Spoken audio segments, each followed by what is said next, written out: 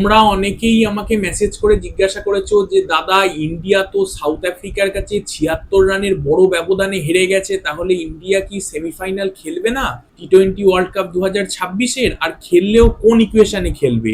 তো চলো এই ভিডিওতে আমরা এই নিয়েই আলোচনা করব, দেখব যে কোন কোন ইকুয়েশন বা কোন কোন ক্রাইটেরিয়ার ভিত্তিতে ইন্ডিয়া টি-20 ওয়ার্ল্ড কাপ 2026-এর সেমিফাইনাল খেলতে পারে। তো চলো ভিডিওটা শুরু করা যাক। Welcome to A to Z sports voice. তোমরা যারা চ্যানেলে প্রথম এসেছো তারা সাবস্ক্রাইব করে বেল আইকনটাকে বাজিয়ে দাও ফুটবল এবং ক্রিকেট সংক্রান্ত যাবতীয় আপডেট পাওয়ার জন্য। আর ডেইলি আপডেটেড থাকার জন্য আমাদের আদার social media ID Facebook, Insta এগুলোকে ফলো করে রাখতে পারো। নাও কাম টু দ্য পয়েন্ট। দেখো, কোয়ালিফিকেশনের ব্যাপারটা যদি বুঝতে হয়, আমাদের কিন্তু দুটো জিনিস সম্বন্ধে ভালো করে ধারণা থাকতে হবে। একটা জিনিস হচ্ছে কোয়ালিফিকেশন ক্রাইটেরিয়া, আরেকটা হচ্ছে কোয়ালিফিকেশন সিনারিও। প্রথমে কোয়ালিফিকেশন ক্রাইটেরিয়া সম্বন্ধে তোমাদের একটু বলি। দেখো, তিনখানা জিনিসের উপর ভিত্তি করে কোয়ালিফিকেশন হয়, এগুলোই হচ্ছে criteria. First of all, league table standings. যে দল লিগ টেবিলের টপ 2-তে থাকবে তারা এমনি কোয়ালিফাই করে যাবে। সুতরাং ইন্ডিয়াকে চেষ্টা করতে হবে হাতে থাকা দুটো ম্যাচ, অর্থাৎ 26 তারিখ এগেনস্ট জিম্বাবুয়ে আর 1 মার্চ এগেনস্ট ওয়েস্ট ইন্ডিজ, দুটো ম্যাচই জেতার চেষ্টা করতে হবে। সেকেন্ড যে ক্রাইটেরিয়ার কথা বলবো সেটা হচ্ছে হেড টু হেড। আজকে তোমরা জানো যে ম্যাচ আছে জিম্বাবুয়ে ভার্সেস ওয়েস্ট ইন্ডিজ। ধরে নিলাম সেই ম্যাচে ওয়েস্ট ইন্ডিজ জিম্বাবুয়েকে হারিয়ে দিল, আর ইন্ডিয়া ওয়েস্ট ইন্ডিজ যখন ম্যাচ হবে ইন্ডিয়া ওয়েস্ট ইন্ডিজকে হারিয়ে দিল। তখন যদি দেখা যায় যে ইন্ডিয়ার ওয়েস্ট ইন্ডিজ দুজনেই ধরো 4 পয়েন্টে আছে, সেক্ষেত্রে দেখা হবে যে কে কাকে হারিয়েছে। ইন্ডিয়া যেহেতু ওয়েস্ট ইন্ডিজকে হারিয়েছে, সেক্ষেত্রে দুজনে 4 পয়েন্টে থাকলে ইন্ডিয়ায় কিন্তু কোয়ালিফাই হয়ে যাবে সেমিফাইনালের জন্য।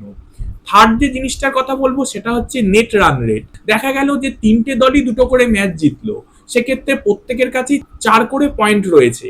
এক্ষেত্রে কি হবে, যে দল বেশি উইকেটে বা রানে আগে জিতেছিল তার উপর ভিত্তি করে যে নেট রান রেট হয়, তোমরা সবাই জানো কম বেশি, সেই নেট রান রেটে এগিয়ে থাকবে সে কোয়ালিফাই করবে।